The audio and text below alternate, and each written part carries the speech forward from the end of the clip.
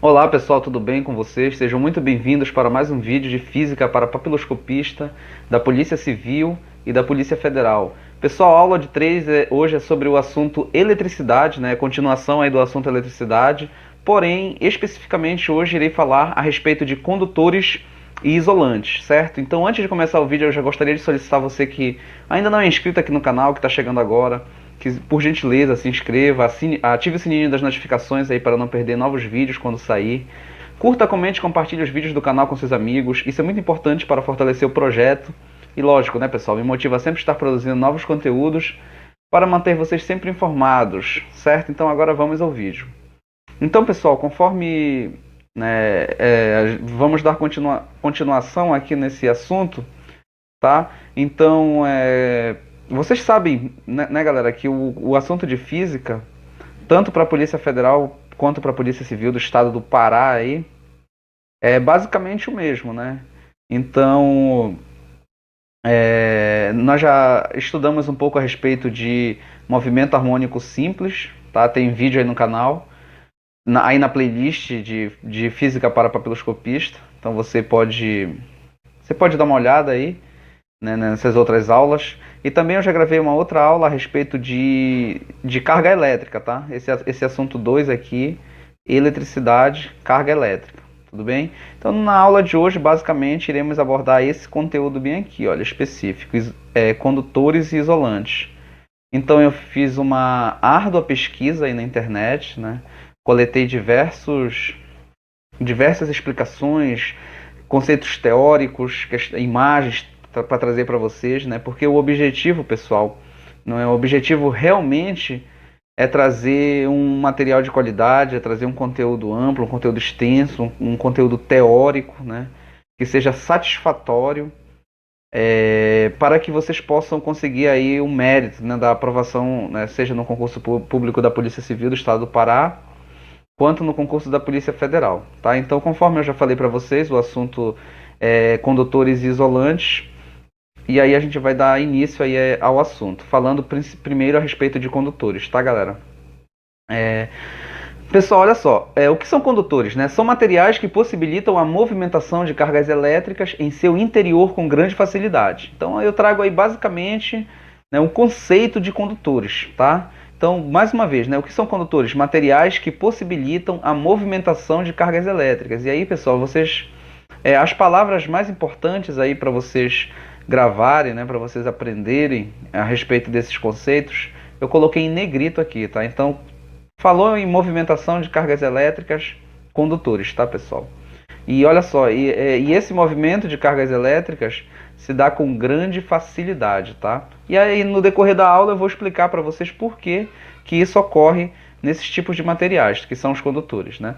Então olha só, esses materiais eles possuem uma grande quantidade de elétrons livres, né? Basicamente aqui já vem uma rápida explicação para por que ocorre esse fenômeno de movimentação de cargas elétricas no interior de condutores, né? Está relacionado a essa questão aqui dos elétrons livres, tá, pessoal? Que esses materiais eles possuem uma grande quantidade de elétrons livres localizados, né, no seu interior, na sua superfície, de modo geral, certo? Esses elétrons livres eles podem ser conduzidos quando aplicamos uma diferença de potencial, né, que é uma DDP, que a gente representa aí na física pela letra U, né? Então, quando nós aplicamos uma diferença de potencial em um material condutor, esses elétrons livres eles vão começar a se movimentar e é isso que vai caracterizar esses materiais serem chamados de condutores, né? Então, quais são os principais condutores que nós conhecemos aí? São os metais, né, pessoal? Por exemplo, o cobre, né? O cobre ele é um excelente condutor, tá? A platina e o ouro, né? O ouro são exemplos de bons condutores. Inclusive esses fios de energia, eles são feitos de cobre, né, pessoal? Na verdade, o ouro é bem melhor, ele conduz melhor a eletricidade do que o cobre, só que vocês já devem imaginar se esses fios fossem feitos de ouro, né, ao invés de cobre, o que iria acontecer? Olha só. E agora vamos falar um pouco a respeito dos isolantes, né? Pessoal, esses materiais isolantes, eles são aqueles que oferecem grande oposição à passagem de cargas elétricas. Então, se de um lado os condutores, os elétrons, eles têm grande facilidade para se movimentarem nos condutores, nos isolantes é totalmente o contrário, é totalmente o oposto, né? Os isolantes, eles são materiais que oferecem uma grande oposição à passagem de cargas elétricas, ou seja, os elétrons eles vão ter dificuldades, né? As cargas elétricas, de um modo geral, sejam cargas positivas ou negativas, elas vão ter uma grande dificuldade para se movimentarem nos materiais chamados isolantes, né? Então, o que é que acontece? Por que que isso ocorre, né? Porque nesses materiais, pessoal, os elétrons eles encontram-se, de modo geral, fortemente ligados aos núcleos atômicos, né? Então, existe uma força eletrostática muito grande aí nos materiais isolantes, fazendo com que os seus elétrons tenham uma grande dificuldade para se movimentarem nesses materiais, tá? Então é por esse motivo que eles não são facilmente conduzidos, tá? Exemplos de materiais, exemplos clássicos de materiais isolantes, né, pessoal? A borracha, o silicone, o vidro, a cerâmica, né? São grandes exemplos aí de isolantes. Agora vamos falar um pouco aqui a respeito de um outro tipo de material que fica meio que aí entre os condutores e os isolantes, né? Que são os semicondutores. A priori eu não iria falar dessa classificação aqui de materiais, porque lá no edital vem falando condutores e isolantes, né, pessoal? Mas como o assunto ele faz parte, ele está relacionado a essa questão dos condutores e isolantes, né? Esses materiais aqui, os semicondutores, isso é melhor a gente trazer para vocês, porque para a gente não ter nenhuma surpresa no dia da prova, né? Então, pessoal, o que são esses materiais semicondutores? Olha só. Os materiais denominados de semicondutores, eles possuem propriedades elétricas intermediárias, né, entre condutores e isolantes. Então, fisicamente, eles não vão ser chamados nem de condutores e nem de isolantes, porque eles possuem propriedades ali, né, propriedades elétricas intermediárias. Eles ficam entre os condutores e entre os isolantes, né, apresentando características típicas de ambos. Olha só, as condições físicas às quais o material é submetido determinam se ele se comportará como um condutor ou como um isolante. Então isso vai depender muito das condições físicas às quais esses materiais eles serão submetidos, tá? Então esses materiais eles são largamente utilizados pela indústria de eletrônicos. Isso aqui é muito importante, tá, pessoal? Para a composição de circuitos, tá? O silício e o germânio são exemplos clássicos de materiais com essa característica, né? E aqui eu trouxe para vocês, por exemplo, né, um exemplo de um circuito, de um microcircuito de computador, né? Então são usados esses materiais aí, os semicondutores, tá? O silício e o germânio, eles são exemplos clássicos de semicondutores, tudo bem? Agora eu irei falar para vocês a respeito de duas propriedades físicas, né, que são importantíssimas para a gente diferenciar em um material condutor de um material isolante. Que é essas propriedades aqui chamada condutividade e resistividade, pessoal. E aí eu peço para vocês terem bastante atenção com essas palavras, porque na física, na química e na biologia, né, geralmente os próprios nomes, né, de alguns conceitos científicos, eles já trazem muita informação para nós a respeito. Então olha só, quando a gente fala em condutividade, né, então olha essa palavra aqui, aí a gente lembra lá da língua portuguesa, né, radical, né, formação de palavras lá na morfologia, né? Condute, isso aqui seria o radical, aqui um sufixo, né? Enfim, não sou professor de língua portuguesa, então não vou me aprofundar muito nessa questão. A única coisa que eu quero falar para vocês é que essa palavra condutividade, ela vem da palavra condutor, né? Então está relacionada à questão de condutor, então isso já é importante para vocês irem aí memorizando, né? Resistividade também, olha, resistividade, né? Vem da palavra resistência. Então isso aí é importante que vocês saibam. Olha só, a propriedade física que indica se o material é um condutor ou um isolante é a sua resistividade, galera. Então essa palavrinha aqui, olha, esse conceito científico, esse conceito físico, vai estar basicamente relacionado à questão de materiais condutores e isolantes, tá? Então a resistividade ela também é conhecida como resistência específica, certo? Isso porque cada material vai ter a sua própria resistividade. Tá? Então a resistividade, cujo símbolo é o Rho, essa letra grega aqui, né, a gente lê como Rho, é medida em ons vezes metros. Tá? Essa aqui é a unidade da resistividade de acordo com o SI, né, que é o Sistema Internacional de Unidades. Pessoal, olha só, além da resistividade, existe a grandeza condutividade, tá? Que é essa grandeza aqui, olha. Denotada pelo símbolo, essa aqui é uma outra letra grega que a gente chama sigma, tá, pessoal? A condutividade de um material é o inverso de sua resistividade. E aí tem essa pequena fórmula aqui, olha, que eu trouxe para vocês que relaciona condutividade, aqui, olha, que relaciona a condutividade com resistividade. E aí, conforme vocês podem verificar aí na fórmula, né, a condutividade ela é o inverso da resistividade, ou seja, quanto maior a condutividade, pessoal, vamos falar de outra forma, né, quanto menor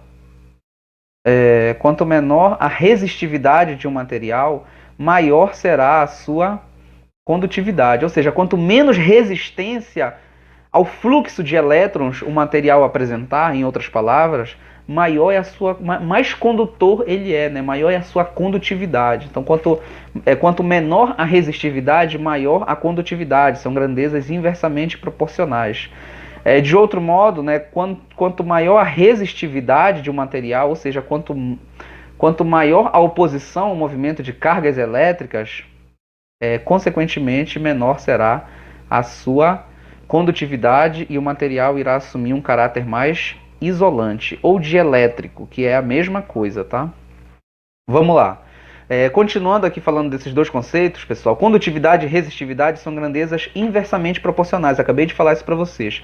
Ou seja, se um material apresenta alta resistividade, sua condutividade é baixa e vice-versa. Já expliquei isso. Do mesmo modo que, dadas as mesmas condições, um material condutor não apresenta características de materiais isolantes. Então, materiais condutores são condutores, apresentarão características de materiais condutores, e materiais isolantes apresentarão características de isolantes. Tá? Não dá para confundir com esses dois aí. Não vão apresentar características iguais ou semelhantes, tudo bem? A unidade de medida da condutividade é o inverso da resistividade, obviamente, né? Então, por isso que fica dessa forma aqui, com expoentes, né, negativos, certo? De acordo com a física clássica, a resistividade de um material pode ser calculada por meio de grandezas microscópicas e mais fundamentais, como a carga e a massa dos elétrons, tá? Isso aqui de acordo com o entendimento da física clássica, tá, pessoal? Então, aproveitei para trazer esse entendimento para vocês, que é importante que vocês saibam, tá? Além de duas grandezas de grande importância para o estudo das propriedades elétricas dos materiais, que são o caminho livre médio. Isso aqui pode vir na prova. Eu acho muito difícil que isso seja cobrado na prova de vocês, tá? Mas é importante que a gente saiba, né, pessoal? Que a gente comente a respeito desses assuntos, tá? Então são essas duas propriedades elétricas dos materiais de acordo, né, com essa teoria aí da física clássica, tá? Que basicamente é chamada de modelo de Drude. Tais explicações são oriundas de um modelo físico para a condução conhecida como modelo de Drude, ok? Que foi um grande cientista aí, que estudou esses comportamentos, e agora eu vou explicar melhor para vocês essas duas propriedades aqui, que é o caminho livre médio e o tempo livre médio. Olha só, o caminho livre médio dos elétrons diz respeito à distância. Olha só, gente, é muito fácil isso aqui, né? Caminho, olha, caminho, trajetória, né? Distância, tá? Então, o caminho livre médio dos elétrons diz respeito à distância que eles podem ser conduzidos dentro de um material sem colidirem com os átomos que compõem a estrutura cristalina desse determinado material, né? Ao passo que o tempo livre médio, o intervalo de tempo, é muito simples isso, né? O tempo livre médio, o intervalo de tempo que os elétrons conseguem percorrer o caminho livre médio, tá? Então parece confuso, mas é bem simples, tá? Essas duas propriedades físicas, de acordo com o modelo de Drude, elas estão extremamente relacionadas, né? O caminho livre é a distância que os elétrons têm para percorrer um determinado material sem colidir com os átomos desse material. E o tempo livre médio é o tempo que ele percorre essa determinada distância. E é bem tranquilo isso daí, tá, pessoal? Gente, nos materiais condutores, ambos, caminho livre médio e tempo livre médio, são significativamente maiores do que nos materiais isolantes, tá? Então isso aqui é muito importante para vocês, tá, levarem aí para a prova de vocês esse trecho aqui. Olha, eu vou repetir novamente. Nos materiais condutores, ou seja, naqueles, né, que têm grande facilidade para o transporte de cargas elétricas, tanto o caminho livre médio quanto o tempo livre médio, eles são significativamente maiores do que nos materiais isolantes, tá? Que são aqueles que apresentam que apresentam a característica de oposição à passagem de cargas elétricas nos materiais, né? Tá, tudo bem? Vamos lá. Segundo o modelo de Drude, os elétrons movem-se, ou seja, vibram e transladam no interior dos materiais condutores em razão de sua temperatura, tá, gente? Então, o Drude ele compreende que o movimento dos elétrons está relacionado à questão da temperatura, né? Quanto maior a temperatura, maior o movimento, quanto menor a temperatura, menor o movimento. Mas não apenas a questão da temperatura, tá, gente? E também a questão do potencial elétrico, tá? Então, quanto maior o potencial elétrico, maior o movimento, e, consequentemente, quanto menor o potencial elétrico, menor seria a movimentação desses elétrons em determinados materiais, tá? Lógico, dos materiais condutores, né? Esse movimento ele vai ser mais intenso, né? Vai ser mais fácil do que nos materiais dielétricos, que são os isolantes. A velocidade com que os elétrons movem-se, entretanto, é extremamente alta, diferentemente da sua velocidade de condução, tá? Que é da ordem de poucos centímetros por hora. Isso acontece porque, apesar de moverem-se em altas velocidades, os elétrons sofrem constantes colisões com os átomos que compõem o material, perdendo assim parte de sua velocidade. Eu vou dar uma passada aqui, tá, pessoal? Para o vídeo também não ficar muito longo. O movimento resultante dessas colisões não é nulo, uma vez que os elétrons arrastam-se na direção da corrente elétrica, porém é muito lento. Nos materiais isolantes, por sua vez, o caminho livre médio dos elétrons é tão pequeno que, a menos que uma diferença de potencial muito grande seja aplicada, nenhuma corrente elétrica é formada. Tá? Então, basicamente, pessoal, o que eu quero que vocês compreendam desse modelo de Drude é que ele tenta, né, através dessa questão de temperatura, de potencial elétrico, explicar essa diferença aí de materiais condutores e materiais isolânticos, usando essas duas propriedades aí, que é o caminho livre médio e o tempo livre médio, tá? Não se esqueçam disso. Vamos lá. Agora, pessoal, eu quero explicar para vocês por que alguns materiais são isolantes e outros são condutores, né? Então a gente já viu a explicação para o modelo de Drude, a explicação para esse fenômeno de acordo com a teoria do modelo de Drude, e agora eu irei explicar para vocês usando essa outra teoria aqui, olha, que é a teoria de bandas, tá, pessoal? Então, gente, olha só, atualmente, né, a explicação para a capacidade de condução de corrente elétrica dos materiais é feita com base em argumentos teóricos complexos, e põe complexos nisso, tá, pessoal? E que envolvem aspectos quânticos da matéria, né? Então aqui a gente já fala um pouco a respeito de física quântica. Óbvio, né? Eu não vou abordar esses conceitos mais complexos para vocês. Isso não vai cair na prova, né? É importante que vocês saibam, tá? Então, gente, olha só. A teoria por trás dessa explicação, que explicação? Para os materiais condutores ou isolantes, né? É feita através da teoria, né? Da teoria de bandas, tá, pessoal? E aí, gente, olha só. De acordo com a teoria das bandas, né, nos materiais isolantes, os elétrons têm níveis de energia abaixo do mínimo necessário para serem conduzidos. Repetindo, tá, gente? De acordo com a teoria das bandas, nos materiais isolantes, os elétrons eles têm níveis de energia abaixo do mínimo necessário para serem conduzidos, tá? Galera, isso aqui está muito relacionado àquela questão dos modelos atômicos, né, que vocês devem estar estudando aí, inclusive na química lá, tá? Porque isso vai cair na prova de vocês também para papiloscopista, né? Então, por exemplo, olha, vocês lembram aqui níveis de energia, tá? Vocês lembram lá dos níveis, ou camadas, né, ou órbitas de energia, de acordo com o modelo do físico dinamarquês Niels. Vou ver se eu consigo escrever o nome dele aqui, olha. É bem fácil, né? O sobrenome dele, Niels Bohr, né? Que foi o físico dinamarquês aí que sucedeu a teoria lá do modelo atômico de Rutherford, que é um modelo planetário. E aí o Bohr ele conseguiu explicar, né, que o átomo ele tem um núcleo central onde ficam os prótons e os elétrons que já haviam sido onde ficam os prótons e os nêutrons que já haviam sido descobertos ali através do modelo atômico do pudim de passas, que é o modelo de Thomson. E aí o Bohr, né, diferentemente de Rutherford, ele dizia que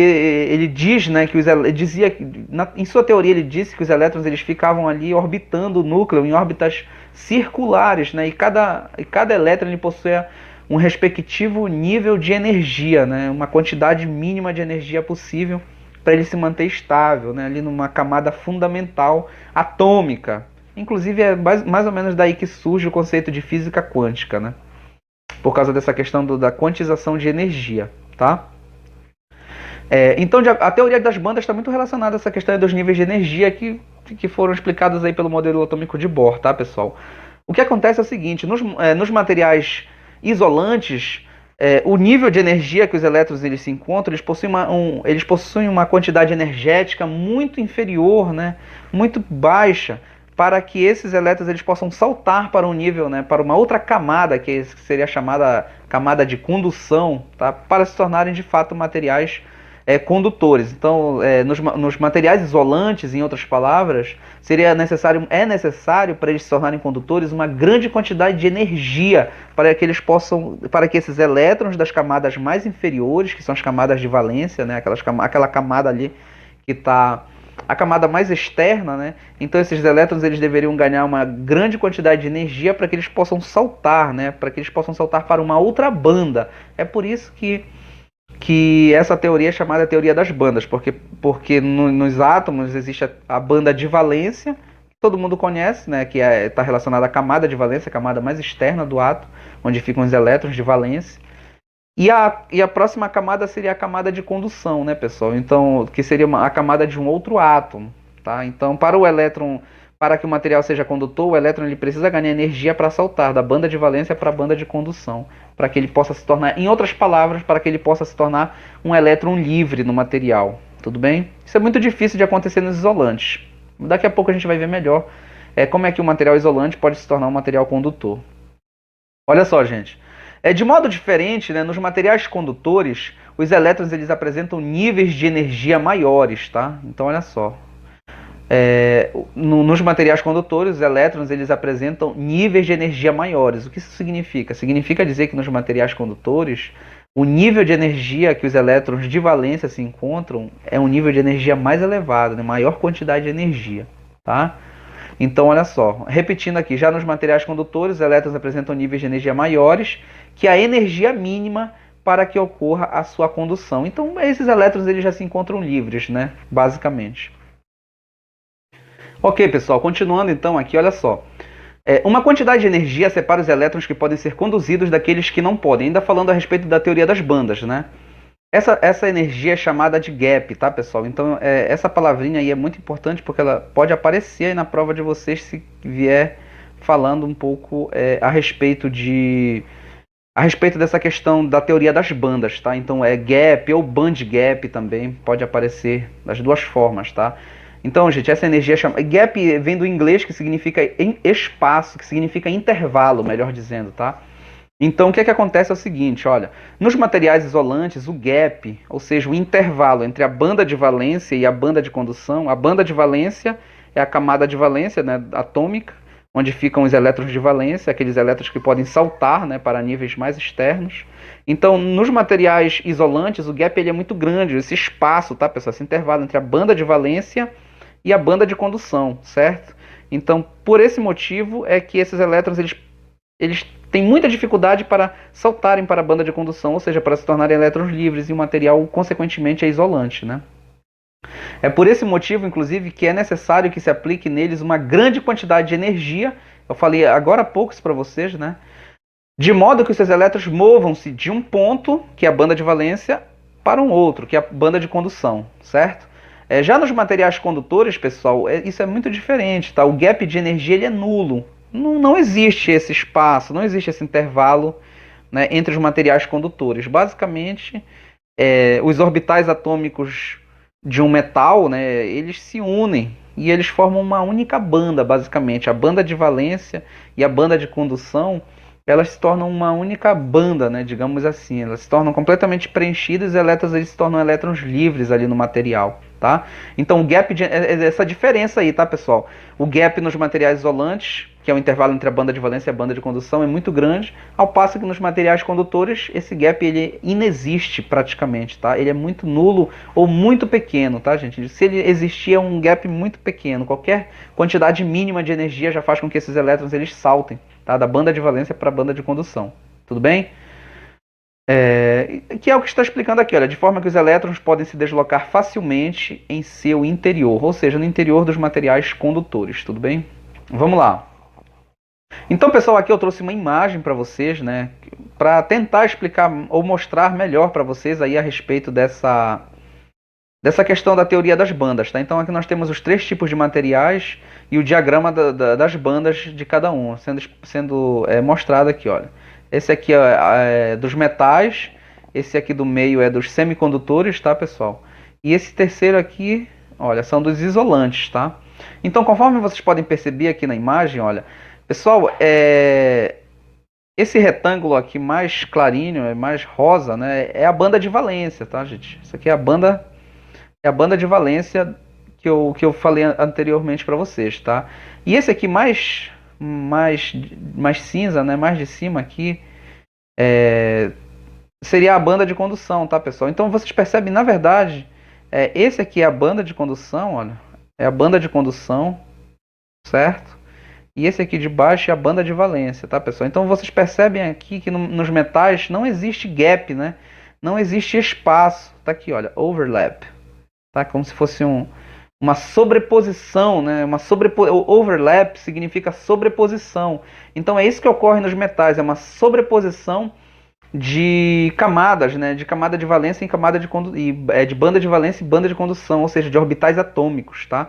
Existe uma teoria na física que explica muito bem essa questão da teoria das bandas, tá? Que é a teoria dos orbitais atômicos. Se vocês tiverem curiosidade, inclusive, fica a critério de vocês fazerem uma pesquisa aí, né? Pode digitar aí no Google, teoria dos orbitais atômicos. Isso aí também vocês estudam na química lá, na química para papiloscopista também, os professores geralmente costumam falar um pouco. Mas, é claro, lógico, a gente não se aprofunda porque isso aqui é muito difícil, isso aqui ser cobrado na prova, principalmente da Polícia Civil. Talvez na Polícia Federal, a CESP, né, possa querer cobrar alguma coisa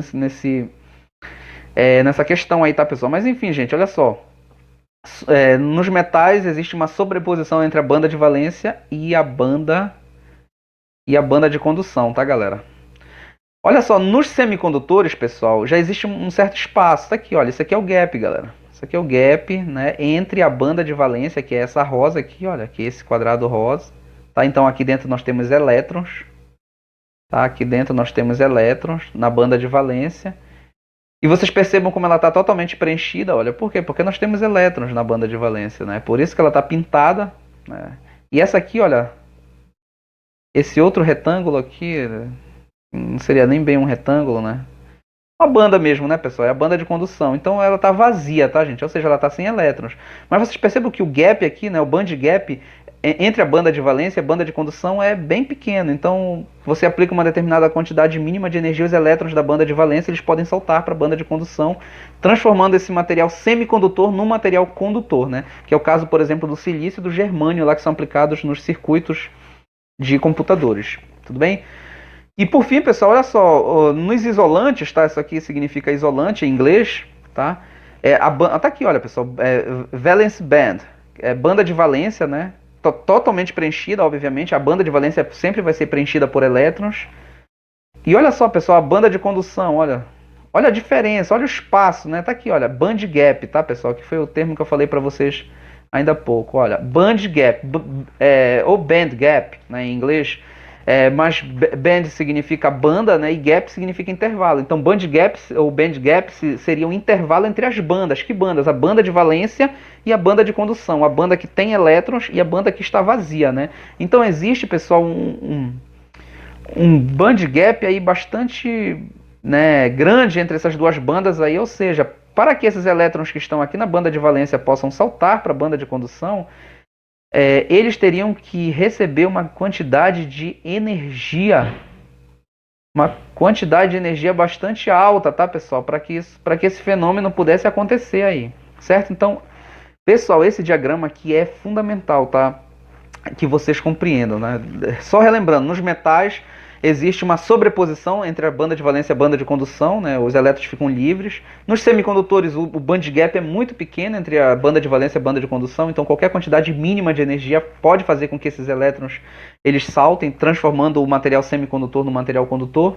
E nos materiais isolantes apenas se vier uma grande quantidade de energia, porque existe o band gap é muito alto, é muito elevado, é muito grande entre a banda de valência e a banda de condução. Então seria necessário uma grande quantidade de energia para transformar um material isolante em um material condutor, beleza? Vamos lá, pessoal.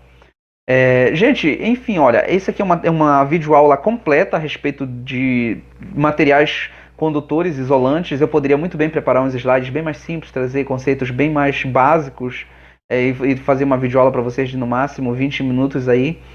Porém, galera, isso aí não é muito interessante para vocês que estão se preparando para, né, para concursos públicos extremamente concorridos, pessoal. Então, o máximo possível de informações que a gente puder trazer a respeito desses assuntos é muito mais importante aí para vocês, tá? Então, com certeza o vídeo ele vai ficar um pouco longo, né? Talvez chegue próximo aí de 1 hora ou até mesmo ultrapasse, mas enfim, pessoal. Isso aí é importante para vocês, né, galera? É o sonho de vocês que está em jogo, então é uma videoaula bastante completa a respeito de diferença entre materiais condutores e materiais isolantes, tá? Vamos lá, pessoal. Continuando aqui falando a respeito agora dos materiais condutores, né? Os materiais condutores eles compartilham uma característica comum. Qual é essa característica? A corrente elétrica ela é conduzida facilmente através deles. Pessoal, isso aqui é importante, olha.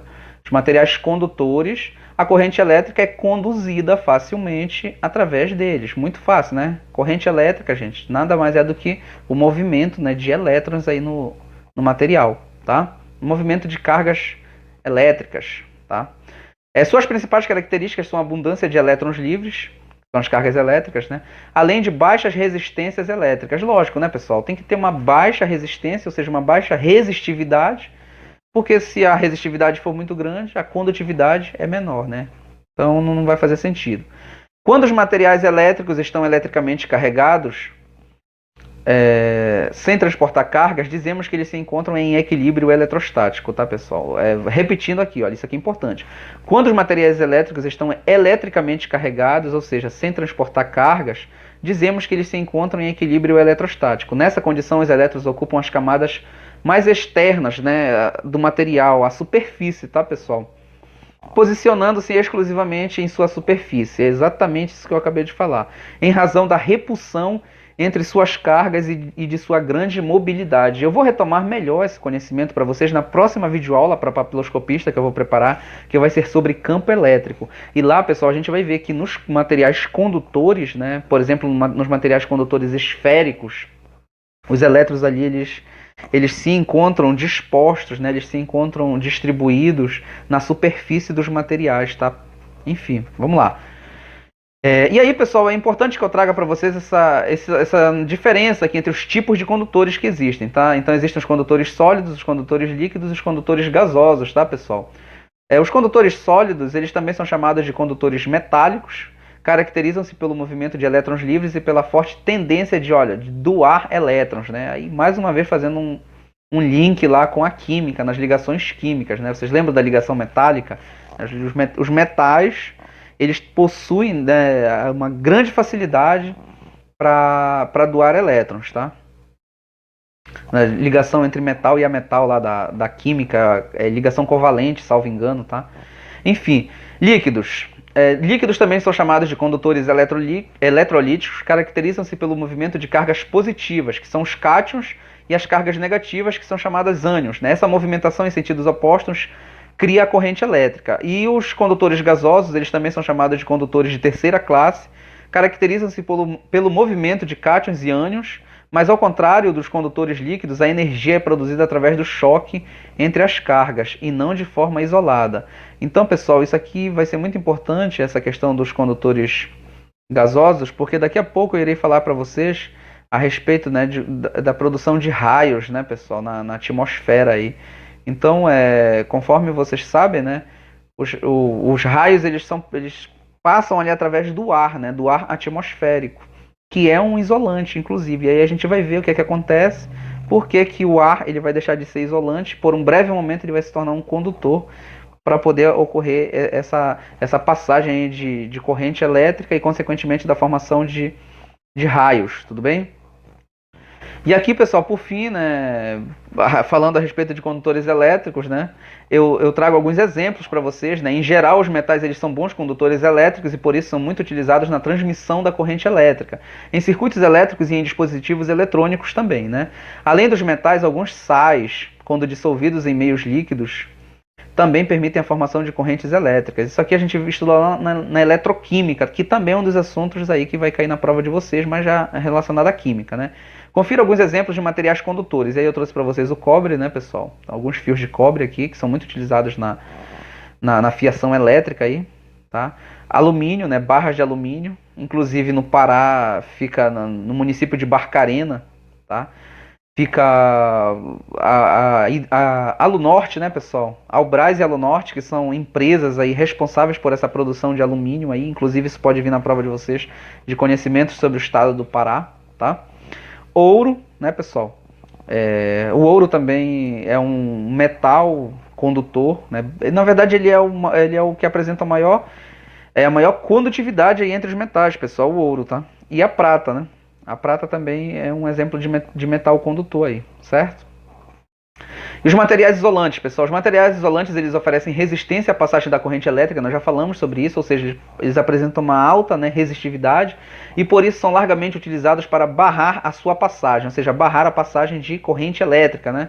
Quando eletricamente carregados, esses materiais aprisionam as cargas em seu interior. Alguns materiais isolantes podem ser polarizados, isto é, quando expostos a um forte campo elétrico externo, formam em seu interior um campo elétrico contrário, dificultando ainda mais a formação de correntes elétricas. Os materiais isolantes capazes de apresentar tal comportamento são chamados de dielétricos e são muito utilizados em capacitores, por exemplo, né, pessoal? E aqui eu trouxe para vocês um desenhozinho, uma imagem de um capacitor que é muito utilizado aí, né, nesses equipamentos eletrônicos, tá, pessoal? Vamos lá. Exemplos de isolantes, né, também chamados de dielétricos. Os isolantes opõem-se fortemente à movimentação de carga, isso aí vocês já estão cansados de saber, e por isso são usados para isolar superfícies de contato, né, evitando acidentes com choques elétricos. Por exemplo, por que os fios de cobre eles são encapados? Né? Porque se eles não fossem encapados, imaginem a quantidade de pessoas que iam ficar pegando choque elétrico aí todos os dias, né? Então, para impedir essa passagem livre de elétrons livres aí nos fios de eletricidade, encapa-se com um material dielétrico, né? Ou diminuindo perdas de energia em fios condutores, né? Que é a questão essa perda de energia aí, né? Que a gente vai falar daqui a pouco, por exemplo, de um efeito que é o efeito corona, que não tem nada a ver com coronavírus, tá, pessoal? É um efeito elétrico, aí, um efeito da eletricidade, a gente vai falar aí daqui a pouco, tá?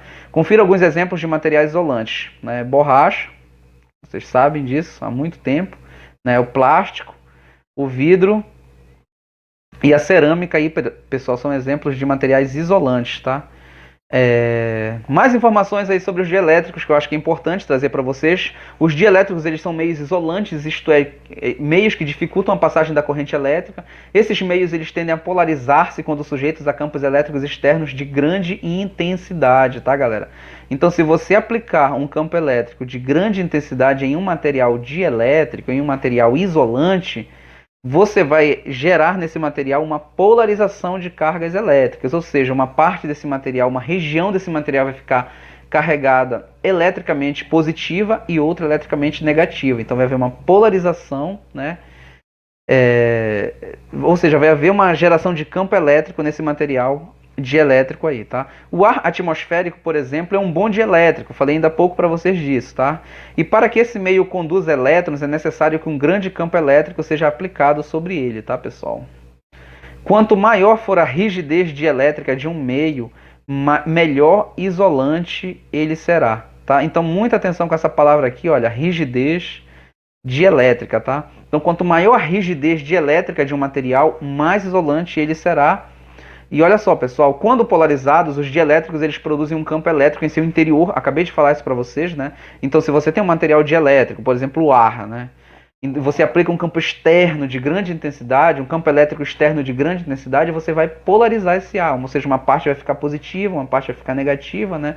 Em outras palavras, você vai criar uma ionização ali entre cargas positivas, entre cátions, e cargas negativas, e entre ânions, né? Então vai acontecer um campo elétrico interno no interior desse material dielétrico, certo? Porém, pessoal, caso o campo elétrico que você aplique, ou seja, o campo elétrico externo, apresente valores maiores a esse campo, ao limite do campo elétrico de polarização, que foi o campo elétrico induzido no material, a corrente elétrica fluirá através do dielétrico, que passará a ter ainda que momentaneamente propriedades condutoras. Então, galera, é assim que nós transformamos o material dielétrico em um material condutor. Nós pegamos um campo elétrico externo e aplicamos sobre esse material, vai haver uma polarização, né, nesse material, uma ionização, ou seja, a formação de cargas positivas e cargas negativas, o que consequentemente vai gerar um campo elétrico interno do dielétrico, certo?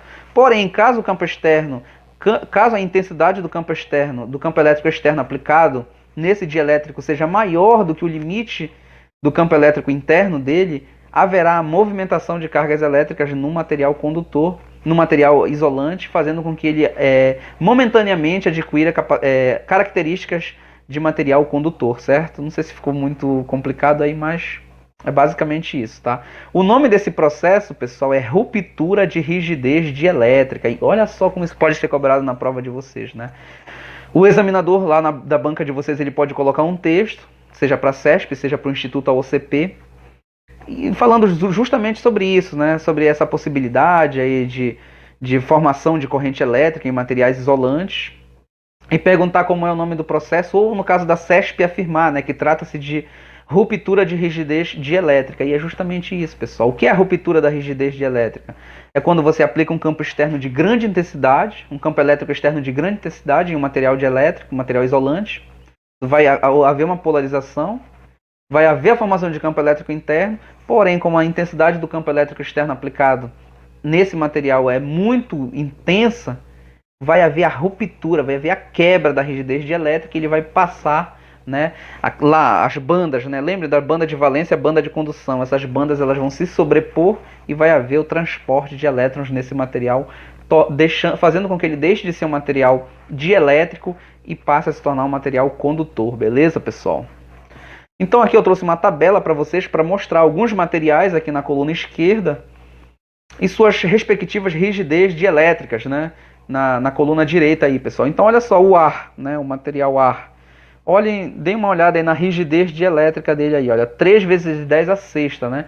Esse 6 aqui significa que são 6 zeros após esse 1, né? Então 3 vezes 10 a sexta é 1 milhão, então são 3 milhões de volts por metro, né? É a rigidez dielétrica do ar. Então vocês percebem, gente, olha só, né?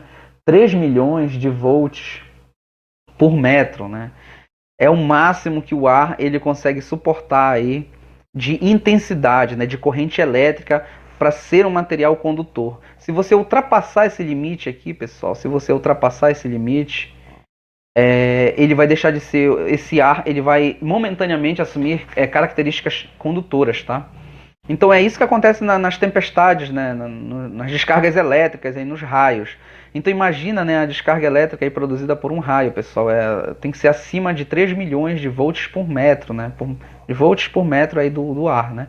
O papel, olha só, o papel ele já possui uma rigidez dielétrica bem maior do que a do ar, né? Então 16 milhões, né, pessoal? 16 milhões de volts por metro é o máximo aí que o papel suporta para ser um material dielétrico, né? Acima disso, o papel ele vai deixar de ser um isolante para se tornar um condutor, tá? Aí tem um teflon, tem a borracha, porcelana, a madeira, tá? Olha só, pessoal. Então vocês percebem que aqui vai aumentando, né? Vai aumentando a rigidez dielétrica. Então, dentre esses materiais que eu trouxe para vocês, o ar é aquele que apresenta a menor rigidez dielétrica, ou seja, entre os condutores, ele é um material que pode se tornar isolante com uma menor quantidade de energia, mas mesmo assim vocês percebam que é uma grande quantidade de energia, né? Tá? Eu estou falando menor relacionado a esses outros elementos aqui. E aí, pessoal, esse material aqui, olha, o óleo transformador, o que é isso? É o óleo utilizado em transformadores, aqueles instrumentos que são colocados lá nos postes, né, de energia elétrica, para fazer um processo de transformação mesmo de energia ali. Então, pessoal, dentre esses materiais aqui, o óleo é o que apresenta a maior rigidez dielétrica, tá?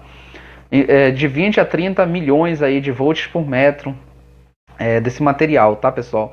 E esse material, lógico, né, o material utilizado nesses equipamentos aí justamente para impedir, né, essa perda, né, esse efeito corona que existe aí nos materiais condutores, tá? Então vamos lá, olha só, o uso de óleos no interior dos transformadores, esse uso de óleo, pessoal, nos transformadores, ele é muito comum, tá? Alguns transformadores podem operar com campos elétricos de altíssima intensidade. Lógico, né, pessoal? Por isso, costuma-se empregar materiais dielétricos em sua construção, a fim de ser evitada a formação, olha só, a formação de descargas elétricas para o ar, né? Ou seja, para que esse material não venha a perder energia elétrica, em outras palavras, que é o efeito corona que a gente vai ver daqui a pouco. De maneira geral, os óleos representam grandes módulos de rigidez dielétrica, né? E por isso podem ser empregados nesse tipo de dispositivo. A gente viu que dentro daqueles materiais lá da tabela, que a gente viu ainda há pouco, o óleo ele é o que apresenta a maior rigidez dielétrica, de 20 a 30 milhões de volts por metro, é o que ele suporta, né? Outro fator que justifica a utilização do óleo é a sua capacidade de dissipar o calor produzido pelos transformadores. Isso está relacionado à capacidade térmica do óleo dos transformadores, tá? Do óleo isolante, tá, pessoal? Isso aqui já é uma informação complementar para vocês. Permite que esses dispositivos operem sem sofrer superaquecimentos, né? Superaquecimentos não é importante para os transformadores aí por causa do efeito Joule, tá? E aqui eu trouxe essa imagem para vocês aí, né? Isso aqui é um transformador, tá? É um transformador de energia elétrica aí que é colocado aí nos postes, né? E aqui ao lado, pessoal, é o óleo isolante, né? Que é colocado dentro desse transformador aí para impedir essa fuga de eletricidade, tá? Falando um pouco mais aqui a respeito da rigidez dielétrica do ar, tá, pessoal? Quando um campo elétrico maior que 3 milhões de volts por metro, que é a rigidez dielétrica do ar, né? Forma-se no ar, esse torna-se condutor. Ou seja, o ar ele se torna condutor quando nós aplicamos, né, quando é aplicado um campo elétrico superior a 3 milhões de volts por metro nesse material aí no ar. Quando isso acontece, os elétrons passam a ser conduzidos por ele, formando quem? Formando os raios, pessoal. Então é assim que são produzidas as descargas elétricas na natureza, são aqueles raios, né? Nesse processo, os elétrons colidem-se com as moléculas dos gases da atmosfera, e hidrogênio, nitrogênio, né, gás carbônico, né, vapor d'água, enfim, pessoal, são diversos gases aí que formam o ar atmosférico, fazendo com que sua temperatura aumente, né? Então essa colisão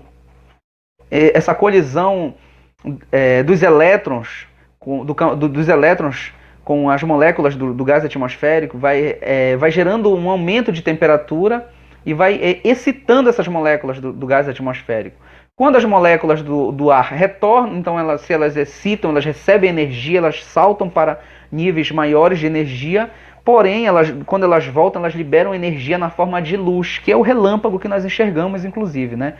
É isso que está explicando aqui, olha. Elas emitem a luz presente nos relâmpagos. Então é assim que são produzidos os relâmpagos. Então na videoaula de hoje vocês já estão aprendendo muitas coisas. Como são produzidos os raios, como são produzidos os relâmpagos e aquele barulho, pessoal, do trovão lá, que é assustador para algumas pessoas. O barulho característico dos trovões, no entanto, é produzido pela expansão do ar, né? Em razão do aumento repentino de temperatura. Então quando há uma geração de campo elétrico externo no ar, né, esses elétrons eles começam a interagir com as moléculas do gás atmosférico, e aí elas vão recebendo energia, vão aumentando a sua temperatura, vão saltando para níveis maiores de energia, e quando elas retornam, elas emitem energia na forma de luz, que é o relâmpago, tá? E esse superaquecimento provocado pelo contato dos elétrons com as moléculas do gás atmosférico também faz com que esse gás ele se expanda e ele libere aquele barulho ensurdecedor, em alguns casos aí, que é o trovão, tá, pessoal? Então aqui eu trouxe essa animação aqui para mostrar para vocês aqui que eu sou fascinado aí, pessoal, pelo estudo desde a época que eu fazia a faculdade, né?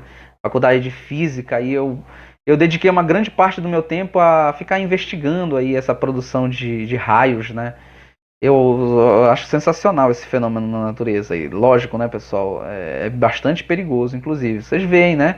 Acima de 3 milhões de volts aí para poder quebrar a rigidez dielétrica do ar, para que esse ar se torne material condutor e seja capaz de conduzir essa corrente elétrica aí e ilumina os céus aí do mundo todo. E agora vamos falar aí sobre o efeito corona, né, pessoal? Que inclusive, gente, imagina se vem uma... Isso aqui é muito difícil das pessoas ouvirem falar, eu não sei. Deixem nos comentários, inclusive, se você já tinha ouvido falar desse efeito aqui, pessoal. Porque isso aqui não é muito tratado, não faz muito algo, parte do cotidiano, né? Eu pesquisei naquele site lá no Que Concursos, inclusive não achei nenhuma questão sobre o efeito corona, tá? Não achei pouquíssimas questões na internet a respeito do fenômeno. Então imagina se a banca, né, seja a CESP, que gosta de ferrar com a vida dos candidatos, né, ou a própria Instituto OCP resolvem trazer esse efeito corona aí pela primeira vez, justamente porque a gente está passando aí por esse momento aí, né, complicado da nossa vida aí, que é a pandemia do novo coronavírus, né, pessoal. Então imagina a gente ver Imagina um examinador coloca um determinado texto, lá uma imagem, como por exemplo essa imagem aí, e pergunta qual é o efeito que está ocorrendo aí na imagem. E aí coloca entre os efeitos lá efeito corona. Você vai pensar até que é brincadeira, né, pessoal? Se você não tivesse estudado. Então vamos lá, vamos ver do que se trata esse efeito aí. Quando o ar atmosférico ele é ionizado, ou seja, pessoal, ionizado vem de íons, né? Íons são cargas positivas e cargas negativas, cátions e ânions. Então, quando o ar atmosférico ele é ionizado, ou seja, ele é polarizado, né, em cargas positivas e negativas, seu estado físico passa a ser, pessoal, olha só, deixa de ser um gás e se torna um plasma, né? Isso significa o quê? Que os elétrons foram arrancados de seus núcleos atômicos em razão de um grande campo elétrico, né? Então você aplica um campo elétrico de grande intensidade, você vai arrancar elétrons que estão fortemente ligados ao núcleo do gás, do ar atmosférico, fazendo com que ele deixe de ser um gás, e adquira características plasmáticas, né? Um outro estado aí da matéria, né? Em razão de um grande campo elétrico, obviamente, né? Os elétrons do gás podem colidir-se com outros átomos, produzindo o que, pessoal? Luz visível. A gente acabou de falar isso aí, inclusive, falando dos relâmpagos aí, né? E aqui, pessoal, olha só, nós temos, né, esse efeito, o efeito corona, né? Então nós temos aqui, olha, um material condutor. Ele tem uma grande quantidade, ele está produzindo aqui, olha, descargas elétricas. Aqui na sua extremidade, aqui tem um outro material condutor, né? E aí está ocorrendo, pessoal, aí, olha, né? Essa formação aí, né, pessoal, de raios, né? Formação de raios aí. A excitação do ar atmosférico faz com que seus átomos emitam luz visível. O que é que está acontecendo é o seguinte, olha. Está sendo gerado um campo elétrico bastante intenso aqui, provavelmente superior, né, à ordem daqueles 3 vezes 10 a sexta, né? E aí esse ar aqui, o ar atmosférico entre esses dois condutores, ele está sendo ionizado, né? Ou seja, está sendo excitado. E, consequentemente, as moléculas desse gás aqui, elas estão recebendo energia, estão saltando, né, realizando aqueles saltos quânticos, vão para camadas mais energéticas, e quando elas retornam, elas emitem essa luz aqui que nós verificamos na imagem, beleza? Quando o campo elétrico em questão é oscilante, pode ser que os átomos emitam luz de alta frequência, como violeta e ultravioleta, né, pessoal? Que são realmente luzes de uma alta frequência. Esse fenômeno é chamado de efeito corona, beleza, pessoal? Então, olha só, o efeito corona está relacionado, né, à questão da emissão de luz de alta frequência, aí, quando é aplicado um campo elétrico de alta intensidade em um material dielétrico, certo? Como, por exemplo, o ar, né? O campo elétrico entre os fios, existente entre esses fios aqui, olha, então vejam que existem 2 fios aqui, condutores, né?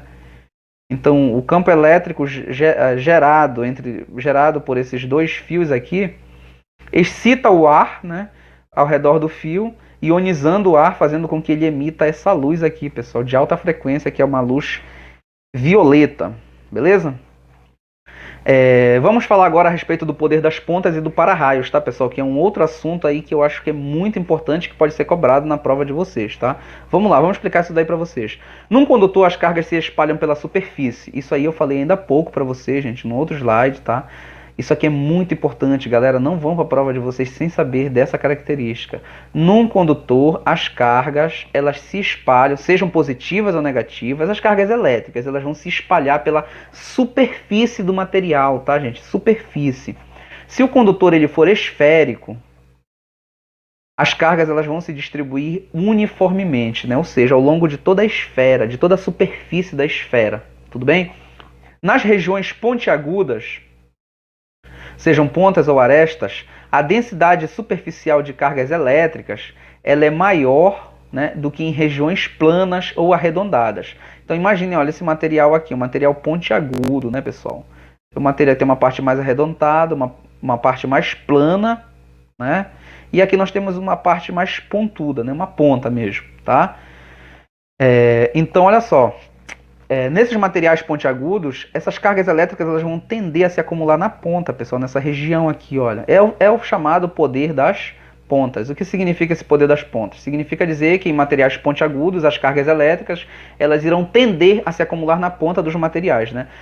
Por isso, nas pontas, o campo elétrico, quando atinge certa intensidade, produz o efeito corona, né? Que foi o efeito que nós vimos anteriormente, né? As cargas elétricas de alta intensidade ali na ponta dos materiais condutores, ionizando o ar ao seu redor, quebrando a rigidez dielétrica do ar, né? Fazendo com que as moléculas desse gás, né, presentes ali no ar atmosférico, elas recebam energia, elas saltem e quando retornem emitem luz de alta frequência, como por exemplo a luz violeta ou ultravioleta, né? O poder das pontas, pessoal, é um fenômeno relacionado com a rigidez dielétrica, lógico, né? Por quê? Porque o poder das pontas ele pode fazer com que a rigidez dielétrica do ar, por exemplo, ela seja quebrada, né? E aí, pessoal, é muito interessante essa questão do poder das pontas, porque para a gente falar sobre esse objeto aqui que é o para-raio, né? Esse fenômeno aqui do para-raio, que é muito utilizado, inclusive, né? Aí nas cidades grandes, principalmente em edifícios, né? Por quê? Porque os edifícios também eles vão ter uma forma meio que pontiaguda, né? Então imagina, se não tivesse o para-raio, as nuvens, quando elas estiverem carregadas, eu não sei se vocês sabem disso, mas as nuvens, quando elas estão eletricamente carregadas, elas funcionam como se fosse uma bateria gigante. Então vai ter uma parte positiva, por exemplo, essa parte superior aqui da nuvem, ela está positiva, e a parte inferior, né? A nuvem fica polarizada, né, pessoal? Uma parte positiva e uma parte negativa. E essa parte negativa, ela poderia induzir cargas positivas aqui, olha, na superfície do prédio, fazendo com que a descarga elétrica atingisse diretamente o prédio, né? Isso seria um desastre, né, pessoal? Então, para ir pensando nisso, nós físicos pensamos, pra vocês verem como é importante a física na sociedade. Gente, se não existisse física, eu nem imagino, pessoal, tudo que exista, que é de importante praticamente, tudo, tecnologia, cara, é física, é estudos científicos, né? A física é fundamental, pessoal, para a natureza, para a sociedade, tá?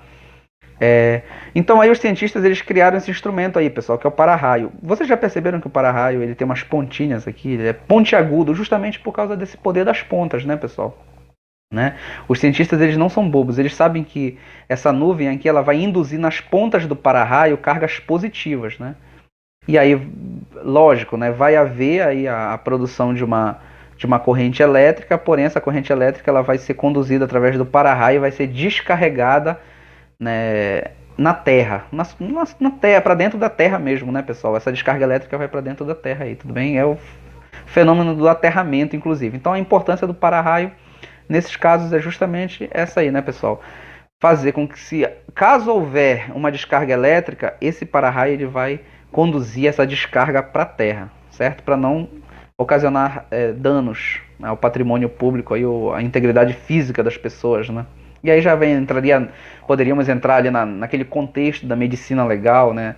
Em descargas elétricas naturais ou descargas elétricas artificiais, o fenômeno da fulguração, né? Ou eletropressão, mas enfim, galera, aula de física aqui, vamos nos ater.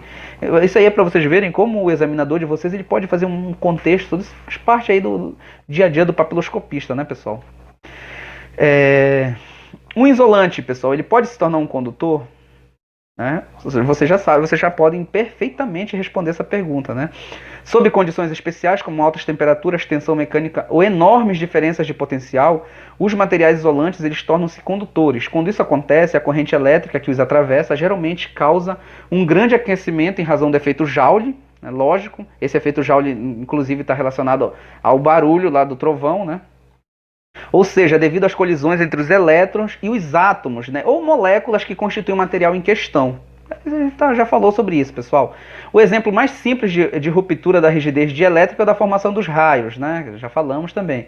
Eu só estou explicando porque eu quero trazer coisas melhores aqui para vocês. Coisas melhores não, pessoal. Coisas que são importantes, né? O campo elétrico que se forma entre as nuvens carregadas e o solo é tão grande que o ar torna-se ionizado, né? Ou seja, cargas positivas e negativas, a nuvem vai assumir um aspecto de bateria, né? Permitindo com que os elétrons saltem de átomo para átomo. Entretanto, mesmo sendo capaz de conduzir a corrente elétrica, o ar volta a tornar-se um meio isolante após a descarga atmosférica, né? A característica, pessoal, o ar não vai ficar sendo um material condutor ali para sempre, né? Não, a característica, o princípio físico, a natureza física do ar é ele ser um material dielétrico, tá? Lógico, vai haver o campo elétrico, ali vai haver ionização, o contato entre elétrons provocados ali pelo campo elétrico com as moléculas do gás, vai fazer com que ele aumente sua temperatura, emita a luz, que são os relâmpagos, expanda, causando ali o fenômeno do trovão e, consequentemente, transmitindo a descarga elétrica, que são os raios, né? E aqui eu trouxe essa imagem para vocês, basicamente para mostrar, né, como é que isso ocorre aqui. Então aqui está dizendo que os raios são formados por múltiplas descargas em curtos intervalos de tempos e intensas variações intensas. Olha só, pessoal, intensas variações de corrente elétrica. Então aqui nós temos a nuvem, né, como eu falei para vocês, olha, a parte superior dela está carregada positivamente, a parte inferior negativamente, certo? E essa parte inferior, galera, essa parte inferior da nuvem negativa, ela vai induzir, pessoal. Isso aí está na aula passada. Eu falei para vocês sobre, né, os processos de eletrização, condução, contato e indução, né? Não é isso, pessoal, que a gente falou na aula passada? Dê uma olhada aí na aula passada, que ainda não assistiu, assista, tá?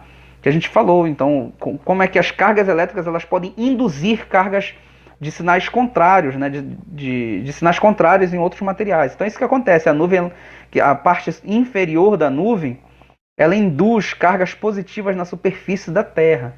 E aí, pessoal, vai haver uma formação de um campo elétrico gigantesco entre Terra e nuvem. Esse campo elétrico ele vai quebrar a rigidez dielétrica do ar, vai fazer com que esses elétrons presentes na nuvem eles venham saltando de molécula em molécula do ar atmosférico, de átomo em átomo, né, até chegar ao solo. Vocês percebem que tem um raio meio que saindo aqui do solo também, tá, galera? Isso aqui é normal também. Existem três tipos principais de raios aí. O raio, ele pode, as descargas elétricas, elas podem ocorrer entre, imaginem que tem uma outra nuvem aqui, né? Então pode haver descarga elétrica entre nuvens, dentro da própria nuvem, né? E também entre a nuvem e o solo, né? São essas três formas aí de descargas elétricas que podem ocorrer entre nuvem, dentro da nuvem ou nuvem e solo, tá? Então esses raios aqui, esse raio aqui é o chamado raio ascendente, ele sai do solo e vai de encontro à nuvem, tá, pessoal? Inclusive é o que os cientistas dizem que tem um poder letal bem maior do que o raio descendente, né? Que é esse que vem no sentido nuvem-solo, tá? Então recomendo que, se vocês se interessarem melhor, né, por esse assunto, eu posso gravar um vídeo, lógico, né, em um outro momento, já que não seja bem específico aqui para papiloscopista, mas para falar de uma forma específica sobre raios, né? Que eu realmente, como eu falei para vocês, eu estudei bastante isso na faculdade, eu tenho um bom conhecimento sobre esse assunto, beleza? Os raios eles são formados quando o campo elétrico no ar excede o valor de 3 milhões de volts por metro, tá, pessoal? Isso aqui eu já comentei com vocês, né?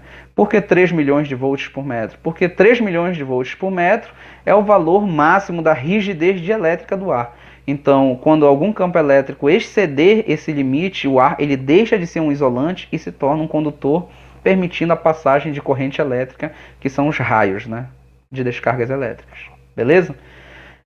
Tá finalizando a aula, galera. Tá terminando. Só trazer o resumo e em seguida algumas questões aí pra gente praticar, beleza? Resumo sobre condutores e isolantes, tá?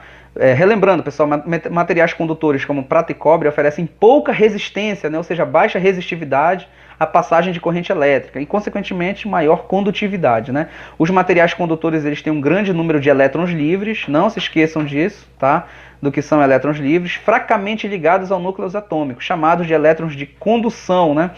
Materiais isolantes, por sua vez, como vidro, borracha ou cerâmica, oferecem uma grande resistência, ou seja, tem uma alta resistividade à passagem de corrente elétrica. Os materiais isolantes eles têm um número reduzido de elétrons e a maioria deles encontra-se, olha só, pessoal, fortemente ligados aos núcleos atômicos, beleza? E aí eu trouxe, se eu não me engano, 6 ou 7 exercícios aqui para a gente treinar. E aí, basicamente, depois desses exercícios, a gente finaliza a aula aí, tá, pessoal? Vamos lá, exercício de número 1. A respeito da condutividade elétrica e térmica dos materiais, marque a alternativa correta. Letra A. Somente os metais podem conduzir eletricidade e calor? E aí, pessoal, o que vocês acham? Apenas? Não, cuidado com essas palavras aqui, né, galera? Somente os metais podem conduzir eletricidade e calor. Tá errado, né, pessoal? A gente acabou de ver que até o próprio ar, né?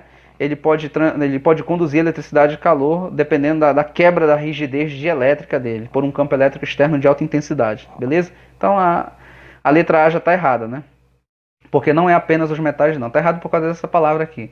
Se fosse os metais podem conduzir eletricidade e calor, estaria certa, mas somente os metais não, né? Em hipótese alguma, letra B, em hipótese alguma, olha só, já temos que ter muito cuidado, né, pessoal, com essas palavras que fecham muito um raciocínio, um entendimento, né? Em hipótese alguma, um dielétrico, o que é dielétrico? Isolante, né? Pode conduzir corrente elétrica ao calor. E aí? A letra A responde, né, pessoal? Tá errada essa questão aí, tá? Então, a letra A e a letra B já estão erradas. Letra C. Os metais destacam-se como bons condutores elétricos, até aqui tá ok, porque possuem excesso de prótons. Olha aí, pessoal. É aqui que está o erro da questão, né? Metais não possuem excesso de prótons, pessoal. Metais possuem excesso de elétrons livres, né? Então a questão ela veio bonitinha, chegou bem aqui no final. Por causa dessa palavra, se fosse elétrons, a letra C estaria correta, tá? Muita atenção, pessoal. Muito cuidado com esses conceitos, tá? Letra D. Os materiais que são isolantes elétricos possuem alta condutividade elétrica. Vou ler novamente, né? Os materiais que são isolantes elétricos são isolantes, ou seja, os dielétricos. Eles possuem alta condutividade, pessoal? Eles possuem alto poder de condução elétrica? O que vocês acham? Não, né? Se eles possuíssem alta condutividade elétrica, eles não seriam isolantes, eles seriam condutores. Então a letra D, né? Também está errada, galera, então a gente vai marcar a letra E aí, né, porque tem apenas ela e com certeza ela tem que estar correta, né. Vamos lá, um material é melhor condutor que outro quando possui valor de condutividade elétrica maior. Perfeito, né, pessoal, conforme vimos aí ao longo da aula. Exercício de número 2, a resistividade é a grandeza oposta à condutividade elétrica. Sendo assim, a partir dos valores de resistividade elétrica fornecidos abaixo, marque a alternativa correta. Então, pessoal, aqui tem uma tabela, a questão trouxe uma tabela na primeira coluna ela traz os materiais, cobre, alumínio, ferro, vidro e quartzo, e na segunda coluna, né, aqui os valores respectivos de resistividade para cada um desses materiais. E a letra A vem falando o seguinte, olha, o ferro é melhor condutor elétrico que o cobre, pessoal. Então, gente, o que é resistividade, né? Lembre-se do que a gente viu na nossa aula. Quanto maior a resistividade, maior a dificuldade, né, para os elétrons eles se locomoverem. Então, quanto maior a resistividade, mais isolante o material é, beleza? Vamos dar uma olhada aqui ele está querendo comparar ferro e cobre. Olha, o ferro está bem aqui, pessoal. O ferro está aqui, né? E o cobre está aqui em cima. Olha só. Olhem a resistividade aí do cobre, 1,7 vezes 10 a menos 8, né, pessoal? Lembrando que esse menos 8 aqui significa que antes desse 7 aqui vão existir 8 casas decimais, né? Um número bem pequeno, né? Isso aí é notação científica, né, pessoal? Então o ferro ele possui 1 vezes 10 a menos 7 e o cobre ele possui 1,7 vezes 10 a menos 8, né, pessoal? Então, gente, olha só, a resistividade, né?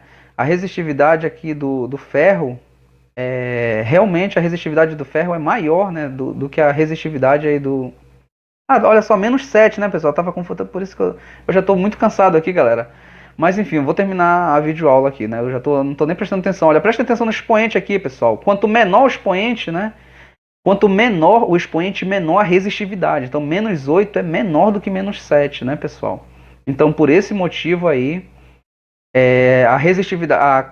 o cobre é muito melhor condutor do que o ferro, tá? Beleza? Vamos lá para a letra B. Então, a letra A já está errada. De todos os materiais listados, o vidro é o que apresenta maior resistência à passagem de corrente elétrica. Então, a gente vai ter que ver se o vidro ele é o que possui a maior resistividade, né? Então, vamos lá, olha. Esses três aqui eles possuem uma resistividade não muito alta. Vocês só vão ficar em dúvida entre vidro e quartzo, né? O vidro ele possui uma resistividade entre 10 a décima e 10 a elevado a... Eu já ia falar 14, galera. Né? Vocês verem como é que está o sono aí. Né? O vidro ele possui uma resistividade aí entre 10 elevado a décima e 10 elevado a décima quarta potência. Porém, o quartzo, galera, olha só, 10 elevado... O que importa é o expoente aqui. Quanto maior o expoente, maior a resistividade. Então, o quartzo ele possui uma resistividade maior do que o vidro. Consequentemente, a letra B, né? A letra B está errada. A letra C, por ser excelente condutor, o quartzo é muito utilizado na fabricação de... Condutor, pessoal, o quartzo não tem nada a ver, gente. Essa aqui está mais errada do que todas, tá? Letra D, o cobre é o melhor condutor apresentado, né? Então, o cobre realmente, né, galera, ele está apresentando aqui a menor resistividade. Então, provavelmente é a letra D, né, pessoal? Você poderia ficar entre cobre e alumínio, né? Mas se você for ver, olha, 1,7 vezes 10 a menos 8 e 2,8 vezes 10 a menos 8. Então, o cobre ele possui uma resistividade menor, né? Menor do que o alumínio. Não, alumínio não, né, pessoal? O ferro, olha, o ferro possui 1. né? Então, na ordem, mas aqui é -7, né, galera? Enfim, relevem, tá? Vamos lá, letra E. A condutividade do alumínio é maior, a condutividade do alumínio é maior que a do cobre. Não, né, pessoal? A condutividade do cobre é maior do que a do alumínio, o inverso, né? Porque a resistividade dele é menor, certo? Terceira questão. A respeito do comportamento dos condutores isolantes, julgue os itens a seguir como verdadeiros e falsos. O efeito Joule é a transformação de energia elétrica em energia térmica, até aqui está corretíssimo, em virtude das altas velocidades dos elétrons. Não, pessoal, olha só, não tem nada a ver com alta velocidade de elétrons livres ao transitarem pelos condutores. Tem a ver com o choque, né? Eu falei isso para vocês, né? É o choque dos elétrons livres com os átomos do material que vai produzir esse efeito Joule, esse superaquecimento aí, né? Então, essa uma aqui já está errada, né, pessoal? E aí, concurseiro, né? Já vem olhando para cá, já vai eliminando essa letra A aqui. E só dá para eliminar a letra A. Vamos lá. Número 2. Nos isolantes, os elétrons estão fortemente ligados aos átomos, até aqui está perfeito, e por isso não podem se mover facilmente. Galera, perfeito, né? Perfeito. Então a 2 está certa. Então já dá para eliminar a letra B, né? 2 é falso. Todos são falsos? Também não, né, galera? Porque a 2 a gente está vendo que está corretíssima, né? E olha só, pessoal, dá para eliminar até a letra D já achamos a nossa resposta, porque aqui está dizendo 3 e 4 são verdadeiros, mas a gente sabe que a 2 também é verdadeira, então provavelmente a letra C, 2 e 4, mas aí a gente vai conferir, né? A terceira, os condutores também podem ser chamados de dielétricos. Não, gente, não são os condutores, né? São os isolantes, então essa aqui está falsa, né? Os metais são bons condutores elétricos por possuírem elétrons livres em excesso. Perfeito, né? Realmente, letra C, tá, pessoal? Quarta questão, a respeito do efeito Joule e da possibilidade de dielétricos conduzirem corrente elétrica, marca a alternativa correta. Lembra, efeito Joule, movimento de elétrons livres, choque, né, de elétrons livres com átomos ou moléculas do material dielétrico, vai haver um superaquecimento, que é o efeito Joule. Vamos lá, letra A. O efeito Joule expressa a relação entre o calor e o campo magnético. Não tem nada a ver, galera, é campo elétrico, tá, pessoal? Campo é magnético, não tem nada a ver, então a letra A já foi. Vocês veem como essas questões elas vêm, pessoal, se você realmente não estudar a teoria, se você não se aperfeiçoar, se você não fizer revisão, não estudar, é complicado, pessoal, é complicado, tá? Não, letra B, não existe a possibilidade de um dielétrico conduzir corrente elétrica. Nós vimos que sim, né, gente? Os dielétricos, eles podem conduzir corrente elétrica se nós aplicarmos um campo elétrico de alta intensidade, cujo valor, né, desse campo elétrico supere o valor da rigidez dielétrica do isolante, tá? Então a letra B está errada também. Letra C, se um dielétrico for submetido a uma alta tensão, existe a possibilidade de sua rigidez dielétrica ser rompida, ok, perfeito, e ele conduzir corrente elétrica. Galera, tem que ser a alternativa C, né? Não tem jeito. Vamos lá, letra D, o fenômeno dos raios é possível porque as nuvens atritam-se, gerando eletricidade estática, né? E os elétrons em excesso aproveitam a alta condutividade do ar. Não, gente, o ar ele não tem nada a ver com alta condutividade, tá? O ar ele é um dielétrico. Então, a letra D tá errada, tá, pessoal? Questão meio complicada essa letra D aqui, tá? O calor gerado pelo efeito Joule ocorre porque os elétrons livres que formam a corrente elétrica apresentam alta velocidade. Galera, não tem nada a ver, efeito Joule não tem nada a ver com velocidade de elétrons, tá? Tem a ver com choque, né? Então a letra E está errada também, beleza? Vamos lá, tá terminando, galera. O para-raio tipo Franklin é caracterizado por captores metálicos pontiagudos. Uma questão sobre para-raio aí, pessoal. O para-raio tipo Franklin é caracterizado por captores metálicos pontiagudos, né, o poder das pontas, instalados num ponto alto da edificação a ser protegida, do edifício, né, a ser protegido. De acordo com Benjamin Franklin, que foi um físico norte-americano aí, pessoal, que estudou bastante essa questão da eletricidade, né? De acordo com Benjamin Franklin, qual a razão do captor ser pontiagudo e não arredondado, né? Por que o para-raio é pontiagudo e não redondo, pessoal? Falamos sobre isso, poder das pontas, né? Melhorar a eficiência térmica para do raio, veio errado aqui, né? Mas enfim, tem a ver com a eficiência térmica? Não tem nada a ver, né, pessoal?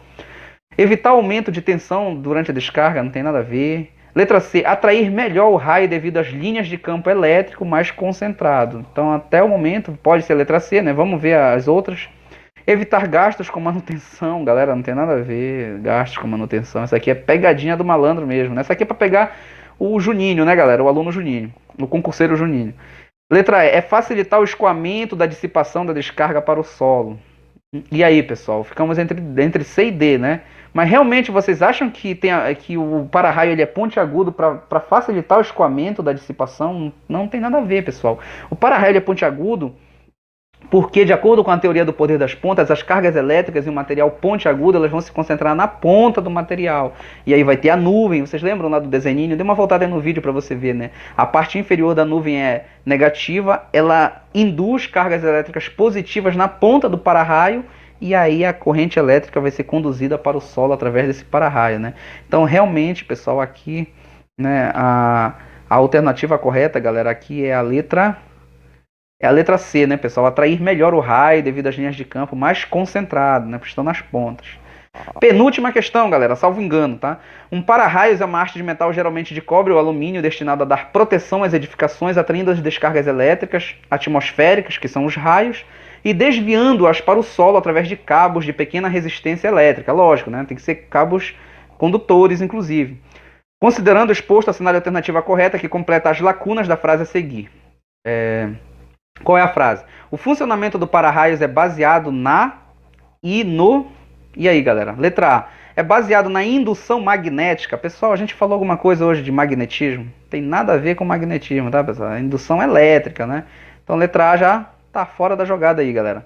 Letra B, blindagem. Falamos sobre blindagem eletrostática, galera. Não falamos nada sobre isso. Inclusive, eu irei falar sobre blindagem eletrostática na próxima aula com vocês, que vai ser sobre campo elétrico. Lá a gente vai falar sobre gaiola de Faraday. Por que durante uma tempestade não podemos nunca nos abrigar debaixo de uma árvore, tá? Enfim, tudo isso a gente vai falar. Isso está relacionado a esse fenômeno aqui, tá, pessoal? Da blindagem eletrostática. Então, a letra B já está por fora. Poderia até ser poder das pontas aqui, olha, mas blindagem eletrostática realmente não dá, né?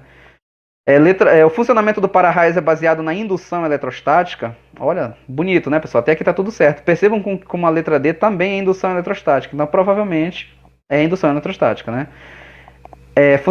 O funcionamento do para-raios é baseado na indução eletrostática e no efeito Joule. Eu falei de efeito Joule para vocês quando eu falei de para-raio? Não, né, pessoal? Eu falei sobre poder das pontas. Então, olha só a nossa alternativa aqui, letra D, tá, galera? Não tem nada a ver com efeito Joule, tá? E por fim, galera, a última questão aí, realmente, qual fenômeno elétrico está associado à imagem abaixo, tá, galera? Então, aqui, essa questão fui eu mesmo que produzi para vocês, porque eu não achei questão sobre o efeito corona, né? E aqui eu já estou basicamente dando a resposta para vocês, né, galera? Então, olha só. Qual fenômeno elétrico está associado à imagem abaixo? Aqui na imagem a gente vê uma torre de energia, né? Aqui tem um material aqui bastante utilizado, eu me esqueci agora o nome. E está sendo, galera, olha só, gerado uma descarga elétrica aqui, né? Entre esses polos aqui, olha. Poder das pontas? Não, pessoal, não é efeito Joule também, não é efeito fotoelétrico, isso aqui é da mecânica quântica, não é gaiola de Faraday, isso aqui eu irei falar com vocês na próxima aula, tá? É o efeito corona, galera, que a gente falou bastante hoje dele aqui, né? Efeito corona, pessoal. Já pensou se isso cai na prova aí, né? De vocês?